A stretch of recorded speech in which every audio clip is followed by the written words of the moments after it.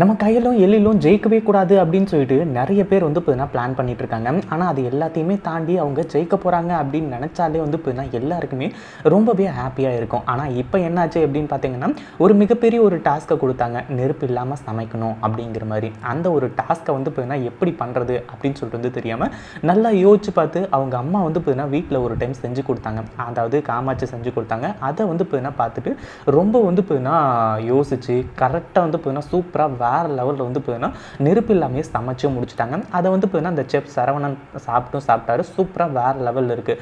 அதே மாதிரி வந்து பார்த்தீங்கன்னா இங்கே இப்போ என்ன சொல்கிறது, இப்போவும் வந்து பார்த்தீங்கன்னா ஆவரேஜ் அப்படிங்கிற மாதிரி சொன்னால் டவுட் ஆகிடும் அப்படின்ற மாதிரி சொல்லி அடுத்ததான் உங்கள் மேலே டவுட் இருக்குது, நீங்கள் எப்படி வந்து பார்த்தீங்கன்னா நெருப்பு இல்லாமல் சமைச்சிங்க, நீங்கள் செஃப் கிடையாது, ஒன்றும் கிடையாது, எதுவும் கிடையாது, அப்படி இருக்கும்போது வந்து பார்த்தீங்கன்னா அப்படின்ற மாதிரி வந்து சொல்லி ஒரு மிகப்பெரிய குற்றச்சாட்டை வந்து பார்த்தீங்கன்னா வைக்கிறாங்க.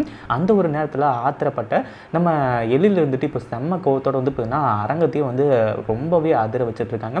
இந்த வீடியோ பிடிச்சிருந்தா லைக் பண்ணுங்கள், ஷேர் பண்ணுங்கள். இப்போ தான் நம்ம சேனலுக்கு ஃபர்ஸ்ட் டைம் வரீங்க அப்படின்னா சப்ஸ்கிரைப் பண்ணிக்கோங்க.